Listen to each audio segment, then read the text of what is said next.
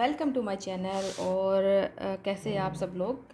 I hope कि सब अच्छे होंगे। और आज काफ़ी दिनों के बाद में हमारा ये चैप्टर रिकॉर्ड हो रहा है। ठीक है, अभी हम कंटिन्यू रखेंगे हमारी क्लास को क्योंकि केवीएस का एग्ज़ाम भी हो एग्ज़ाम क्या ये जो आपका नोटिफिकेशन है आने ही वाला होगा। और सब लोग बताए जा रहे हैं कि 3 टायर में एग्ज़ाम होंगे, तो आपको बहुत ही डीपली पढ़ने की ज़रूरत है। ठीक है, तो हर एक पॉइंट को अच्छे से हम लेके चलेंगे।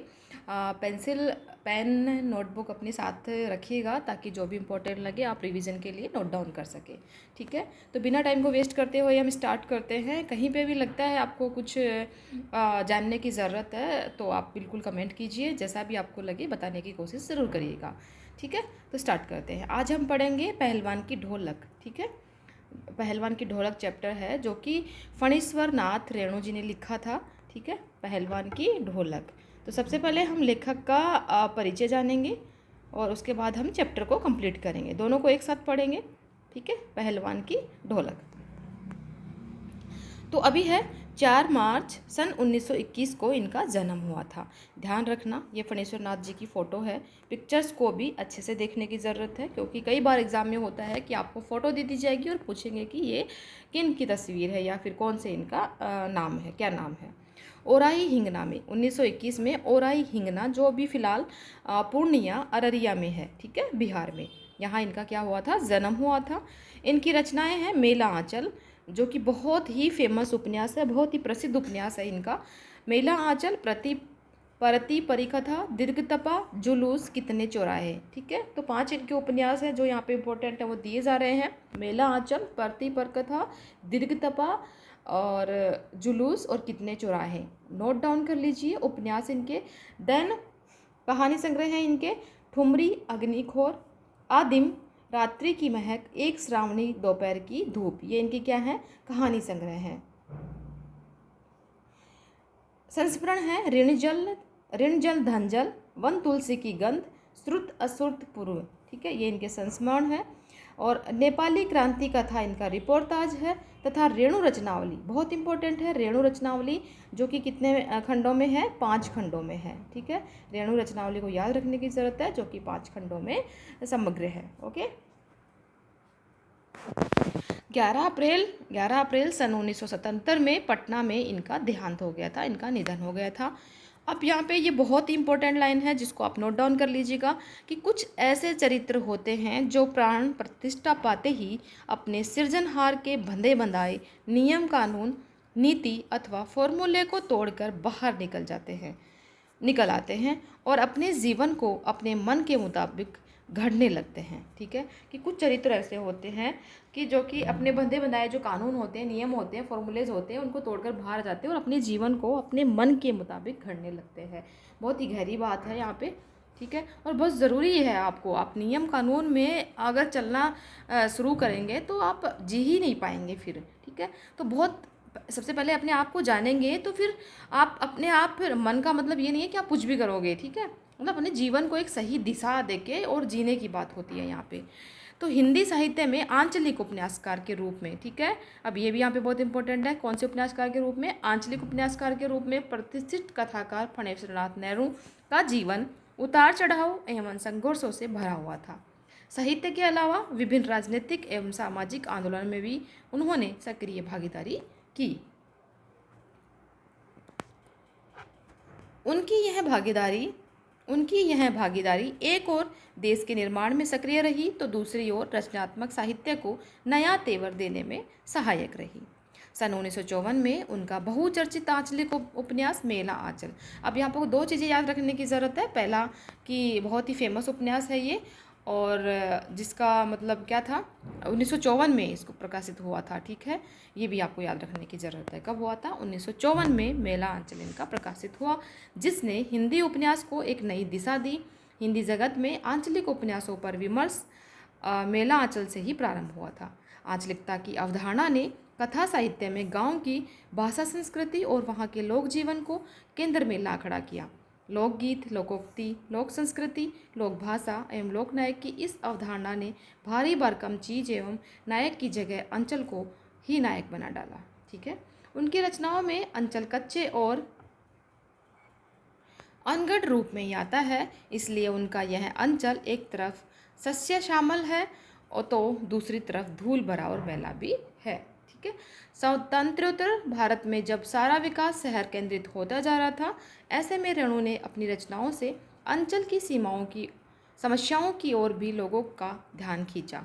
उनकी रचनाएं इस अवधारणा को भी पुष्ट करती हैं कि भाषा की सार्थकता बोली के साहचर्य में ही है। भाषा की सार्थकता बोली के साहचर्य में ही है। अब यहाँ पे हम देखेंगे चैप्टर के बारे में। फणीश्वर नाथ रेणु की प्रतिनिधि कहानियों में पहलवान की ढोलक भी शामिल है। ये कहानी है, अब क्या है, ये यहाँ पे कहानी है। यह कहानी कथाकार रेणु की समस्त विशेषताओं को एक साथ अभिव्यक्त करती है। रेणु की लेखनी में अपने गांव, अंचल एवं संस्कृति को सजीव करने की अद्भुत क्षमता है। ऐसा लगता है मानो हर एक पात्र वास्तविक जीवन को जी रहा हो। पात्रों एवं परिवेश का इतना सच्चा चित्रण अत्यंत दुर्लभ है। रेणु वैसे गिने चुने कथाकारों में से हैं जिन्होंने गद्य में भी संगीत पैदा कर दिया है, अन्यथा ढोलक की उठती गिरती आवाज़ और पहलवान के क्रियाकलापों का ऐसा सामंजस्य दुर्लभ है।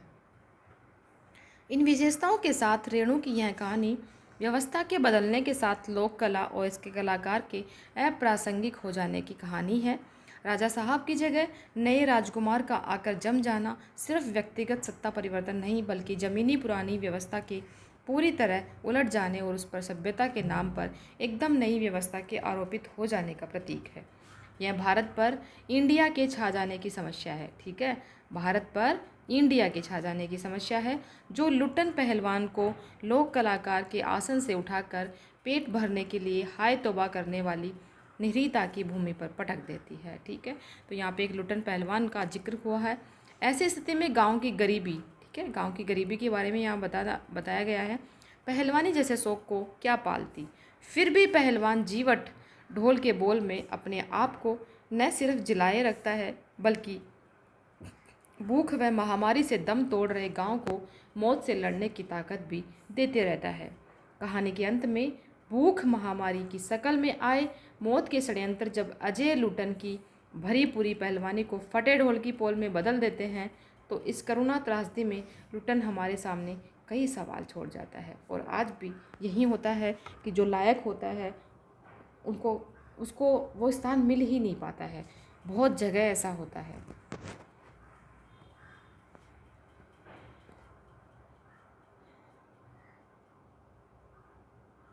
वह पोल पुरानी व्यवस्था की है या नई व्यवस्था की?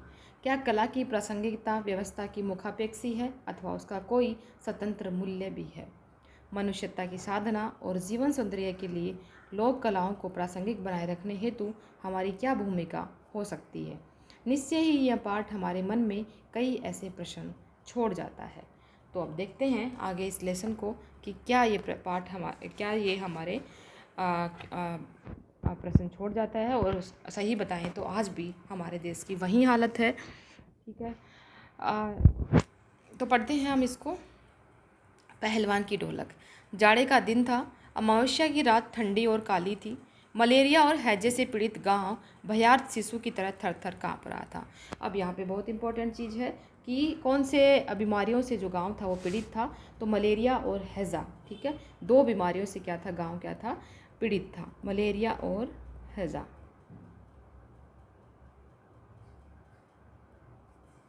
पुरानी और उजड़ी बांस फूस की झोपड़ियों में अंधकार और सन्नाटे का सम्मिलित साम्राज्य, अंधेरा और निस्तब्धता थी।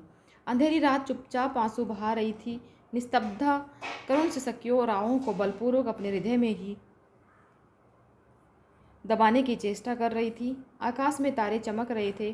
पृथ्वी पर कहीं प्रकाश का नाम नहीं। आकाश से टूटकर यदि कोई भावुक तारा पृथ्वी पर जाना भी चाहता तो उसकी ज्योति और शक्ति रास्ते में शेष हो जाती थी। अन्य तारे उसकी भावुकता अथवा असफलता पर खिलखिलाकर हंस पड़ते थे। यहाँ पे चैप्टर के साथ में ये चीज़ें बताने चाह रहे हैं प्रकृति के माध्यम से कि ऐसी ही गांव की भी हालत थी। अगर कोई चमकना चाहे तो उसको भी बीच में ही रोक दिया जाए। सियारों का क्रंदन और पेचक की डरावनी आवाज़ कभी कभी निस्तब्धता को अवश्य भंग कर देती थी। गांव की झोपड़ियों से कराहने और कई करने की आवाज़, हरे राम हे भगवान की टेर अवश्य सुनाई पड़ती थी। जब अंधेरी रात है तो उसमें आपकी एक छोटी सी आवाज़ भी बहुत तेज़ सुनाई देती है। तो जब लोग मलेरिया और हैजा से पीड़ित है तो क्या करेंगे, वो सिर्फ कराएंगे।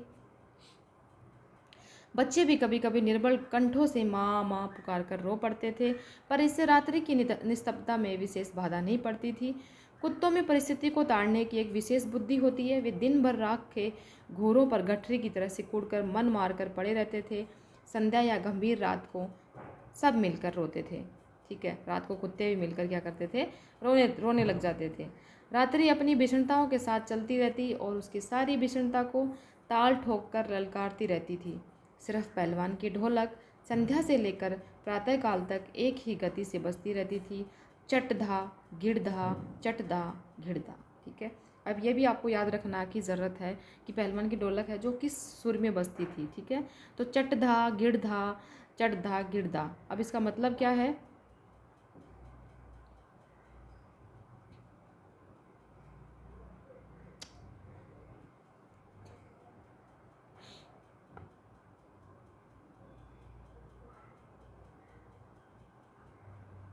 यानी आ जा भिड़ जा, आ जा भिड़ जा। ठीक है, चढ़ता घिड़दा का मतलब था यानी आ जा भिड़ जा, आ जा भिड़ जा। बीच बीच में चटाक चढ़दा चटाक चढ़दा, बीच बीच में कौन सी आवाज़ थी, चटाक चढ़दा, यानी उठाकर पटक दे, उठाकर पटक दे। चटाक चढ़दा का मतलब, अब दोनों को आपको समझने की ज़रूरत है कि चढ़दा घिड़दा का मतलब था कि आ जा भिड़ जा, और चटाक चढ़दा का मतलब था कि उठाकर पटक दे। यही आवाज़ मृत गाँव में संजीवनी शक्ति भरती रहती थी। लुट्टन सिंह पहलवान, यूँ तो वह कहा करता था, लुट्टन सिंह पहलवान को होल इंडिया भर के लोग जानते हैं। अब यहाँ पे ये पहलवान की फ़ोटो दी जा रही है और देखो यहाँ पे जो लिखा हुआ है, चढ़दा घिड़दा आजा भिड़ जा, चढ़दा घिड़दा आजा भिड़ जा। ठीक है, किंतु उसके किंतु उसके होल इंडिया की सीमा शायद एक ज़िले की सीमा के बराबर ही हो। ऐसे तो उसको होल इंडिया के नाम से मतलब जानते थे, लेकिन उसकी होल इंडिया की जो सीमा थी, लिमिट थी कि भाई पूरा ज़िला ही उसके लिए होल इंडिया के बराबर था। जिले भर के लोग उसके नाम से अवश्य परिचित थे। लुट्टन के माता पिता उसे 9 वर्ष की उम्र में, ठीक है, ही अनाथ बनाकर चल बसे थे। अब 9 वर्ष की उम्र में ही वो क्या हो गया था, अनाथ हो गए थे। सौभाग्य से वह शादी हो चुकी थी, वरना वह भी माँ बाप का अनुसरण करता। विधवा सास ने पाल पोस कर उसको बड़ा किया। बचपन में वह गाय चराता, दारोशन दूध पीता और कसरत किया करता था। गांव के लोग उसकी सास को तरह तरह की तकलीफ दिया करते थे। लुट्टन के सिर पर कसरत की धुन लोगों से बदला लेने के लिए ही सवार हुई थी। नियमित कसरत ने किशोरावस्था में ही उसके सीने और बाहों को सुडौल तथा मांसल बना दिया था। जवानी में कदम रखते ही वह गांव में सबसे अच्छा पहलवान समझा जाने लगा। लोग उससे डरने लगे और वह दोनों हाथों को दोनों ओर 45 डिग्री की दूरी पर फैलाकर पहलवानों की भांति चलने लगा। वह कुश्ती भी लड़ता था। एक बार वह दंगल देखने श्यामनगर मेला गया। ठीक है, पहलवानों की कुश्ती और दांव पेच देखकर उसे रहा नहीं गया और जवानी की मस्ती और डोल की ललकारती हुई आवाज़ ने उसकी नसों में बिजली उत्पन्न कर दी। होता है ना, जब आप कुछ जानते हो और आपके सामने वो चीज़ें प्रस्तुत की जा रही हो तो आपका भी मन करता है। तो वैसा ही जब दंगल गया तो उसका मन करने लगा और उसकी नसों में बिजली उत्पन्न होने लगी। उसने बिना कुछ सोचे समझे दंगल में शेर के बच्चे को चुनौती दे दी। आप सोचो कि उसने किसको चुनौती दे दी, शेर के बच्चे को। का असल नाम था चांद सिंह। अब यहाँ पे क्या नाम था, शेर के बच्चे का नाम क्या था, चांद सिंह। याद रखने की ज़रूरत है, किसको चुनौती दी, लुट्टन सिंह ने शेर के बच्चे को चुनौती दी जिसका नाम था चांद सिंह। वह अपने गुरु पहलवान बादल सिंह, अब चांद सिंह का जो गुरु था वह अपने गुरु पहलवान बादल सिंह के साथ पंजाब से पहले श्यामनगर मेले में आया था। ठीक है, सुंदर जवान, अंग प्रत्यंग से सुंदर टपक पड़ती थी। 3 दिनों में ही पंजाबी और पठान पहलवानों के गिरोह के अपने जोड़ी और उम्र के सभी पट्टों को पछाड़कर उसने शेर के बच्चे की टाइटल प्राप्त कर ली थी। अब यहाँ पे शेर के बच्चे की जो टाइटल थी ना, ये टाइटल है वहाँ पे, ऐसा कोई शेर का बच्चा आके नहीं लड़ रहा है, ये भी कोई आदमी ही है, कोई इंसान ही है, लेकिन उसको टाइटल मिल गया था जब वो पहले लड़ रहा था किसी और से, तो एक टाइटल उसको मिल गया था शेर के बच्चे का। ठीक है, जिनके गुरु थे, असल नाम जिनका था चांद सिंह और उनके गुरु थे बादल सिंह। इसलिए वह दंगल के मैदान में लंगोट लगाकर एक अजीब किलकारी भरकर छोटी दुल्की लगाया करता था। देसी नौजवान पहलवान उससे लड़ने की कल्पना से भी घबराते थे। अपने टाइटल को सत्य प्रमाणित करने के लिए ही चांद सिंह बीच बीच में दहाड़ता फिरता था। ठीक है, श्यामनगर के दंगल और शिकार प्रिय वृद्ध राजा साहब उसे दरबार में रखने की बातें कर ही रहे थे कि लुटन ने शेर के बच्चे को चुनौती दे दी। सम्मान प्राप्त चांद सिंह पहले तो किंचित उसकी स्पर्धा पर मुस्कुराया, फिर बाज की तरह उस पर टूट पड़ा। शांत दर्शकों की भीड़ में खलबली मच गई। पागल है, मरा ये मरा, मरा मरा। अब लुटन सिंह से उसकी क्या हो रही थी, चुनौती थी। ठीक है, पर वारे बहादुर लुट्टन बड़ी सफाई से आक्रमण को संभाल कर निकल कर उठ खड़ा हुआ और पैंतरा दिखाने लगा। राजा साहब ने कुश्ती बंद करवा कर लुट्टन को अपने पास बुलवाया और समझाया। अंत में उसकी हिम्मत की प्रशंसा करते हुए 10 रुपये का नोट देकर कहने लगे कि जाओ मेला देखकर घर जाओ। ठीक है, तो जो वहाँ पे थे राजा साहब थे, उन्होंने बोला कि कुश्ती बंद करो और उसको 10 रुपये दे के बोला कि तुम यहाँ से अब जा सकते हो। तो उन्होंने बोला कि नहीं सरकार, हम लड़ेंगे, अभी हुक्म हो सरकार, तुम पागल हो, जाओ यहाँ से। मैनेजर साहब से लेकर सिपाहियों तक ने उसको धमकाया। ठीक है, उसको लगा कि वो अब जीतने की कगार पे है, तो वही होता है जनरली। देह में गोश्त नहीं, लड़ने चला है शेर के बच्चे से। तो मैनेजर साहब सब बोल रहे हैं कि देह में तो गोश्त नहीं है, हाड़ मांस है नहीं, और तुम लड़ने चले हो शेर के बच्चे से। सरकार इतना समझा रहे हैं। दुहाई सरकार, पत्थर पर माथा पटक पटक कर मर जाऊंगा, मिले हुकुम। वह हाथ जोड़ कर गिड़गिड़ाता रहा। वह हाथ जोड़ जोड़ के बोलता रहा कि नहीं सरकार, मुझे लड़ने दो। भीड़ अधीर हो रही थी, बाजे बंद हो गए थे। पंजाबी पहलवानों की जमायत क्रोध से पागल होकर लुट्टन पर गालियों की बौछार कर रही थी। दर्शकों की मंडली उत्तेजित हो रही थी। कोई कोई लुट्टन के पक्ष से चिल्ला उठता था उसे लड़ने दिया जाए। बहुत कम थे जो लोग लुट्टन के पक्ष से थे, बाकी तो सब उसको गालियाँ ही मार रहे थे। अकेला चांद सिंह मैदान में खड़ा व्यर्थ मुस्कुराने की चेष्टा कर रहा था। पहली पकड़ में ही अपने प्रतिद्वंद्वी की शक्ति का अंदाज़ा उसे मिल गया था। विवश होकर राजा साहब ने आज्ञा दे दी और लड़ने दो उसको बोल दिया। अब लास्ट में क्या किया, फिर राजा साहब को अनुमति देनी पड़ी। ठीक है, बाजे बजने लगे, दर्शकों में फिर उत्तेजना फैली, कोलाहल बढ़ गया। मेले के दुकानदार बंद करके दौड़े। चांद सिंह की जोड़ी चांद की कुश्ती हो रही है। चट धा गिड़ धा, चट धा गिड़ धा। ठीक है, भरी आवाज़ में एक ढोल जो अब तक चुप था बोलने लगा, ढक डिना ढक डिना ढक डिना, अर्थात वाह पट्टे वाह पट्टे। ठीक है, ढक डिना का मतलब था वाह पट्टे वाह पट्टे। लुट्टन को चांद ने कसकर दबा लिया था। अरे गया गया गया, दर्शकों ने तालियां बजाई। हलवा हो जाएगा हलवा, हंसी खेल नहीं है, शेर का बच्चा है बच्चू। चढ़दा घिड़दा चढ़दा गिड़दा चढ़दा गिड़दा, मत डरना मत डरना मत डरना। लुट्टन की गर्दन पर केहूने डालकर चांद चित्त करने की कोशिश कर रहा था। ठीक है, जो चांद सिंह थे वो उसके गर्दन पे कोने लगा के उसको गिराने की कोशिश कर रहे थे। वहीं दफना दे बहादुर बादल सिंह अपने शिष्य को उत्साहित कर रहा था। जो बादल सिंह था वो चांद सिंह को उत्साहित कर रहा था कि वहीं इसको दफना दे। लुट्टन की आंखें बाहर निकल रही थी, उसकी छाती फटने को जा रही थी। राजमत बहुमत चांद के पक्ष में था। सभी चांद को शाबाशी दे रहे थे। लुट्टन के पक्ष में सिर्फ ढोल की आवाज़ थी, जिसकी ताल पर वह अपनी शक्ति और दांव पेच की परीक्षा ले रहा था, अपनी हिम्मत को बढ़ा रहा था। अचानक ढोल की एक पतली आवाज़ सुनाई पड़ी, धाक दिना तिरकट तिना, धाक दिना तिरकट तिना। लुट्टन को स्पष्ट सुनाई पड़ा। ढोल कह रहा था कि दांव काटो और बाहर हो जाओ, दांव काटो और बाहर हो जाओ। ठीक है, अंत में फिर धाक दिना तिरकट तिना की आवाज़ उसको सुनाई थी, और जो ढोल था वो कह रहा था कि तुम दांव काट के और यहाँ से क्या हो जाओ, बाहर हो जाओ, ऐसा उसको सुनाई दिया। लोगों को आश्चर्य की सीमा नहीं रही। लुट्टन दांव काट कर बाहर निकला और तुरंत लपक कर उसने चांद की गर्दन पकड़ ली। वाह रे मिट्टी के शेर, अच्छा बाहर निकल आया, इसलिए तो जनमत बदल रहा था। मोटी और भोंडी आवाज़ ढोल बज उठा, चटाक चटक दा बोल रहा था ढोल की, अब उठा के पटक दे, उठा के पटक दे। अब ढोल उसको बोल रहा था कि उठा के पटक दे, उठा और पटक दे। कि पहले तो उसने दांव खेल के बाहर से निकल जाए और फिर उसको उठा के पटक दे। लुटक ने चालाकी से दांव और जोर लगाकर चांद को जमीन पर दे मारा। दिना दिना धिक दिना था, चित्त करो और चित्त करो। लुटन ने अंतिम जोर लगाया। चांद सिंह चारों खाने चित्त हो रहा था। धा गिड़गिड़ धा गिड़गिड़ धा गिड़गिड़, वाह बहादुर वाह बहादुर वाह बहादुर। तो यहाँ पे ये सारे जो हैं, धा गिड़गिड़ का मतलब क्या है, धिक दिना का मतलब क्या है, ये सब आपको याद रखने की ज़रूरत है भाई, किसी का भी अर्थ पूछ लिया जाएगा। ठीक है, तो धा गिड़गिड़ का यहाँ पे है कि वाह बहादुर वाह बहादुर। जनता यह स्थिर न कर सकी कि किसकी जय ध्वनि की जाए। फलतः अपनी अपनी इच्छा अनुसार किसी ने माँ दुर्गा की, महावीर जी की, कुछ ने राजा श्यामानंद की जय ध्वनि निकाली।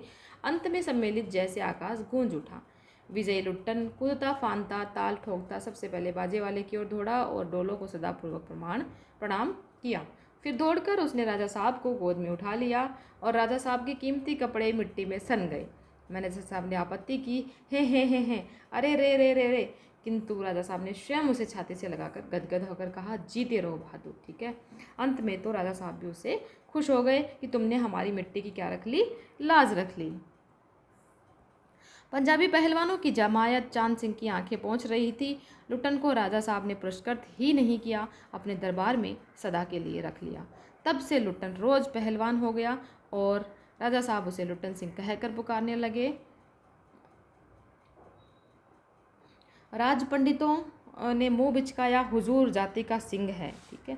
अब वही बात आ जाती है, जब आप कुछ अच्छा कर लेते हो तो आपकी जो कौशल है उसको ना देखकर और आपकी जाति देखी जाती है, तो ये बड़ी शर्म की बात है। मैनेजर साहब क्षत्रिय थे। मैनेजर साहब क्या थे? क्षत्रिय थे। क्लीन शेव्ड चेहरे को संकुचित करते हुए अपनी शक्ति लगाकर नाक के बाल उखाड़ रहे थे। चुटकी से अत्याचारी बाल को रगड़ते हुए बोले, हाँ सरकार, यह अन्याय है। राजा साहब ने मुस्कुराते हुए सिर्फ इतना ही कहा कि उसने क्षत्रिय का काम किया है। उसी दिन से लुट्टन सिंह पहलवान की कीर्ति दूर दूर तक फैल गई कि भाई उसने क्षत्रिय का काम तो किया है ना, वो किस जाति से चाहे सिंह हो। पौष्टिक भोजन और व्यायाम तथा राजा साहब की स्नेह दृष्टि ने उसकी प्रसिद्धि में चार चांद लगा दिया। कुछ वर्षों में ही उसने एक एक कर सभी नामी पहलवानों को मिट्टी सूंघा कर आसमान दिखा दिया। काला खां के संबंध में यह बात मशहूर थी कि वह ज्यों ही लंगोट लगाकर आली कहकर अपने प्रतिद्वंदी पर टूटता है तो प्रतिद्वंदी पहलवान को लकवा मार जाता है। लुट्टन ने उसको भी पटक कर लोगों का भ्रम क्या कर दिया, दूर कर दिया। काला खां नाम का एक पहलवान था जो बोलते हैं कि इससे बहुत ही लोग डरते थे। सिर्फ वो जब आता है तभी लोग उससे हार जाते हैं, लेकिन लुट्टन सिंह ने क्या किया, उसको भी हरा दिया। उसके बाद वह राज दरबार का दर्शनीय जीव ही रहा। चिड़िया खाने में पिंजड़े और जंजीरों को झकझोर कर बाघ दहाड़ता, हाँ हूँ हाँ हूँ। सुनने वाले कहते हैं कि राजा का बाघ बोला। ठाकुर बाड़े के सामने पहलवान गरजता, महावीर लोग समझते लेते पहलवान बोला। मेलों में मैं घुटने तक लंबा चोगा पहने अस्त व्यस्त पगड़ी बांधकर मतवाले हाथी की तरह झूमता चलता था। दुकानदारों को चुहल करने की सूझती। हलवाई अपनी दुकान पर बुलाता, पहलवान काका ताज़ा रसगुल्ला बना है, ज़रा नाश्ता कर लो। पहलवान बच्चों की सी स्वाभाविक हंसी हंसकर कहता, अरे तनी मनी काहे ले, आव 1.5 सेर और बैठ जाता। 2 सेर रसगुल्ला को उधरस्त करके मुंह में 8-10 पान की गिलोरियाँ ठूस ठुड्डी को पान के रस से लाल करते हुए अपनी चाल से मेले में घूमता। मेले से दरबार लौटने के समय उसकी अजीब हुलियाँ रहती। आंखों पर रंगीन अबरक का चश्मा, हाथ में खिलौने को नचाता और मुंह से पीतल की सिट्टी बजाता। हंसता हुआ वह वापस आता। बल और शरीर की वृद्धि के साथ बुद्धि का परिणाम घटकर बच्चों की बुद्धि के बराबर ही रह गया था। उसमें दंगल में ढोल की आवाज़ सुनते ही वह अपने भारी भरकम शरीर का प्रदर्शन करना शुरू कर देता था। उसकी जोड़ी तो मिलती ही नहीं थी। यदि कोई उससे लड़ना भी चाहता तो राजा साहब लुट्टन को आज्ञा ही नहीं देते। इसलिए वह निराश होकर लंगोट लगाकर देह में मिट्टी मल और उछालकर अपने आप को सांड या भैंसा साबित करता रहता था। बूढ़े राजा साहब देख देख कर मुस्कुराते रहते थे। यूं ही 15 वर्ष बीत गए और पहलवान अजय रहा। मैं दंगल में अपने दोनों पुत्रों को लेकर उतरता था। पहलवान की सास पहले ही मर चुकी थी। पहलवान की स्त्री भी 2 पहलवानों को पैदा करके स्वर्ग सिधार गई थी। अब अंत में उसके 2 बच्चे हो गए थे और जैसे उसकी सास मर गई थी, पहले भी अनाथ हो गया था 9 साल की उम्र में, अंत में फिर वो सास भी छोड़ के चली गई और उसकी पत्नी भी छोड़ के चली गई। लेकिन पहलवान ने अपने दोनों बच्चों को भी क्या बना दिया, पहलवान बना दिया। दंगल में दोनों को देखकर, दोनों लड़की पिता की तरह गठीले और तगड़े थे। दंगल में दोनों को देखकर लोगों के मुंह से अनायास ही निकल पड़ता, वाह, बाप से भी बढ़कर निकलेंगे ये दोनों बेटे। दोनों ही लड़के राज दरबारी के भावी पहलवान घोषित हो चुके थे, अतः दोनों का भरण पोषण दरबार से ही हो रहा था। प्रतिदिन प्रातःकाल पहलवान स्वयं ढोलक बजा बजा कर दोनों से कसरत करवाता। दोपहर में लेटे लेटे दोनों को सांसारिक ज्ञान की भी शिक्षा देता। समझे, ढोलक की आवाज़ पर पूरा ध्यान देना। हाँ, मेरा गुरु कोई पहलवान नहीं, यही ढोल है, समझे। ढोल की आवाज़ के प्रताप से ही मैं पहलवान हुआ। दंगल में उतरकर बस पहले ढोलों को प्रणाम करना, समझे। ऐसी ही बहुत सी बातें वह कहा करता था अपने बच्चों को। फिर मालिक को कैसे खुश रखा जाता है, कब कैसे व्यवहार करना चाहिए आदि की शिक्षा वह नित्य दिया करता था। किंतु उसकी शिक्षा दीक्षा सब की एक राय पर एक दिन पानी फिर गया। वृद्ध राजा स्वर्ग सिधार गए और नए राजकुमार ने विलायत से आते ही राज्य को अपने हाथ में ले लिया। राजा साहब के समय शिथिलता आ गई थी। राजकुमार के आते ही दूर हो गई। बहुत सी परिवर्तन हुए। उन्हीं परिवर्तनों की चपेटाघात में बड़ा पहलवान भी दंगल का स्थान घोड़े की रेस ने ले लिया। अब दंगल का स्थान किसने ले लिया? वहाँ पे घोड़े की रेस ने ले लिया, क्योंकि पहले वाले जो राजा थे वो स्वर्ग सिधार गए और नए राजकुमार ने अपने नए नए नियम बना दिए। पहलवान तथा दोनों भावी पहलवानों का दैनिक भोजन व्यय सुनते ही राजकुमार ने कहा टेरिबल। नए मैनेजर साहब ने कहा हॉरिबल। पहलवानों को साफ जवाब मिल गया कि राज दरबार में उसकी आवश्यकता अब नहीं है। उसको गिड़गिड़ाने का भी मौका तक नहीं दिया गया। मतलब उन्होंने क्या कर दिया, उन्होंने रेस, घोड़े की रेस को शुरू कर दिया और वो पहलवानबाजी जो था उसको हटा दिया। अब वो सब फिर वही था कि सब बदलने लगा। सिस्टम बदल जाता है जब आपकी गद्दी बदल जाती है। तो उसी दिन वह ढोलक कंधे से लटका कर अपने दोनों पुत्रों के साथ अपने गांव में लौट आया और वहीं रहने लगा। गांव के एक छोर पर गांव वालों ने एक झोपड़ी बांध दी। वहीं रहकर वह गांव के नौजवानों और चरवाहों को कुश्ती सिखाने लगा। खाने पीने का खर्च गांव वालों की ओर से बंधा हुआ था। सुबह शाम वह स्वयं ढोलक बजाकर अपने शिष्यों और पुत्रों को दांव पेच सिखाया करता था। गांव के किसान और खेतिहर मजदूर के बच्चे भला क्या खाकर कुश्ती सीखते। धीरे धीरे पहलवान का स्कूल खाली पड़ने लगा। अंत में अपने दोनों पुत्रों को ही वह ढोलक बजा बजा कर लड़ाता रहा और सिखाता रहा। दोनों लड़के दिन भर मजदूरी करके जो कुछ भी लाते उसी में उनकी गुजार होती रहती थी। अकस्मात गांव पर यह वज्रपात हुआ। पहले पहले अनावृष्टि हुई, फिर अन्न की कमी हुई। ठीक है, यही होता है क्लाइमेट चेंज। पहले अनावृष्टि हुई, फिर अन्न की कमी हुई। तब मलेरिया और हैजे ने मिलकर गांव को भूनना शुरू कर दिया। गांव प्राय सूना हो चला था। गांव के घर खाली पड़ गए थे। रोज़ 2-3 लाशें उठने लगी। लोगों में खलबली मची हुई थी। दिन में तो कलरव, हाहाकार तथा हृदय विदारक रुदन के बावजूद भी लोगों के चेहरे पर कुछ प्रभा दृष्टिगोचर होती थी। शायद सूर्य के प्रकाश में सूर्योदय होते ही लोग कांपते कूदते कराते अपने अपने घरों से बाहर निकलकर अपने पड़ोसियों और आत्मियों को ढाढ़स देते थे। अरे क्या करोगी रहकर दुल्हन, जो गया तो सो तो चला गया, अब तुम्हारा नहीं था। मैं जो है उसको तो देखो, कि भाई जो चला गया वो तो चला गया, लेकिन अभी आगे जो है उसको तो देखो, जो सामने है उसको देखे। ऐसे एक दूसरे को हिम्मत देते थे। भैया घर में मुर्दा रख कर कब तक रोगे कफन, कफन की क्या ज़रूरत है, दे आओ नदी में इत्यादि। अब ये तक की नहीं थी कि भाई वो जब घर में लाशें पड़ी हुई हैं तो कफन तक भी लोगों के पास में पैसे नहीं थे, तो बोल रहे हैं कि नदी में डाल के आ जाओ, क्या ज़रूरत है कफन की। किंतु सूर्यास्त होते ही जब लोग अपनी अपनी झोपड़ियों में घुस जाते तो चूं भी नहीं होत करते। उनकी बोलने की शक्ति भी जाती रही थी। पास में दम तोड़ते हुए पुत्र को अंतिम बार बेटा कहकर पुकारने की भी हिम्मत माताओं की नहीं होती थी। इतनी बुरी गांव की हालत हो चुकी थी। रात की विभीषा को सिर्फ पहलवान की ढोलक ही ललकार कर चुनौती देती रहती। पहलवान संध्या से सुबह तक चाहे जिस ख्याल से ढोल बजाता, किंतु गांव के अर्धमृत औषधि उपचार पथ्य विहीन प्राणियों में वह संजीवनी शक्ति ही भरती थी। बूढ़े बच्चे जवानों की शक्तिहीन आंखों के आगे दंगल का दृश्य नाचने लगता था। स्पंदन शक्ति शून्य स्नायुओं में भी बिजली दौड़ जाती थी। अवश्य ही ढोलक की आवाज़ में न तो बुखार हटाने का कोई गुण था और न महामारी का कोई सर्वनाश शक्ति को रोकने की शक्ति ही। पर इसमें संदेह नहीं है कि मरते हुए प्राणियों को आंख मूंदते समय कोई तकलीफ नहीं होती थी। मृत्यु से वे डरते नहीं थे। कि एक मृत्यु सामने थी, लेकिन फिर भी पहलवान की ढोलक से उनके अंदर एक जोश रहता था। जिस दिन पहलवान के दोनों बेटे क्रूर काल की चपेट में आ पड़े, ऐसा वेदना से छटपटाते हुए दोनों ने कहा, बाबा उठा पटक दो वाला ताल बजा दो। तब जब उनके बेटे जाने वाले तब बोल रहे थे कि बाबा उठा पटक दो वाला ताल बजा दो, यानी कि चटाक चढ़दा वाला, चटाक चढ़दा। सारी रात ढोलक पीटता रहा पहलवान। बीच बीच में पहलवानों की भाषा में उत्साहित भी करता था कि मारो बहादुर। प्रातःकाल उसने देखा कि उसके दोनों बच्चे जमीन पर निस्पंद पड़े हैं। दोनों पेट के बल पड़े हुए थे। एक ने दांत से थोड़ी मिट्टी खोद ली थी और एक लंबी सांस लेकर पहलवान ने मुस्कुराने की चेष्टा की थी। दोनों बहादुर गिर पड़े। उस दिन पहलवान ने राजा श्यामानंद की दी हुई रेशमी जंगिया पहन ली।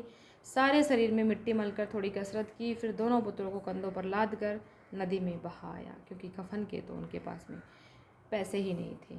लोगों ने सुना तो दंग रह गए, कितनों की हिम्मत उसी से टूट गई। और बहुत ही बुरा लग रहा है ये चैप्टर पढ़ के कि ऐसा हुआ।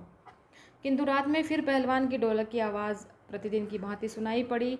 लोगों की हिम्मत दुगनी बढ़ गई। संतप्त पिता माताओं ने कहा कि दोनों पहलवान बेटे मर गए हैं, पर पहलवान की हिम्मत तो देखो, इसका कितना बड़ा कलेजा है, इनकी 1.5 हाथ का कलेजा है कि दोनों बेटे चले गए हैं लेकिन फिर भी ये लोगों को हिम्मत देने में लगे हुए हैं। 4-5 दिनों के बाद एक रात को ढोलक की आवाज़ नहीं सुनाई पड़ी। ढोलक नहीं बोली। पहलवान के कुछ दिलेर किंतु रुग्ण शिष्यों ने प्रातःकाल जाकर देखा तो पहलवान की लाश चित पड़ी है, और अंत में पहलवान की लाश भी पड़ी हुई थी। आंसू पहुँचते हुए एक ने कहा कि गुरुजी कहा करते थे कि जब मैं मर जाऊँ तो चिता पर मुझे चित्त नहीं, पेट के बल सुनाना। मैं ज़िंदगी में कभी भी चित्त नहीं हुआ हूँ कि मुझे चित्त नहीं सुनाना, मुझे पेट के बल सुनाना जब मैं मर जाऊँ तो। और चिता सुलगाने के समय ढोलक बजा देना। वह आगे बोल नहीं सका। तो उन्होंने कहा, कोई आदमी बोल रहा था कि भाई जब मैं मर जाऊँ तो मेरे को ऐसे नहीं, मैं कभी भी चित्त रहना पसंद नहीं करता था, लेकिन मेरे को ऐसा पेट के बल सुला देना, ठीक है, और ढोल ज़रूर बजा देना। मतलब ये कहानी इतनी गहरी है कि मतलब मेरे जब पढ़ा रही हूँ आपको तब भी मेरे रोम रोम खड़े हो रहे हैं। तो सोचो कि जब जब ये कहानी हुई होगी, और आज भी होती है, बहुत बार होती है, बहुत जगह होती है, बहुत जगह ऐसा हो रहा है। ठीक है, ऐसी चीज़ें हो रही हैं, ठीक है। तो यहीं पे ये चैप्टर ख़त्म करते हैं, ठीक है। इसके क्वेश्चन आंसर हम आगे करेंगे। आपको कहानी कैसी लगी आप बताइएगा कमेंट में ज़रूर। मैं तो लास्ट तक कैसे हो गया, एकदम मन भारी हो गया है, ठीक है। Thank you. मिलते हैं एक नए चैप्टर के साथ में। Bye bye.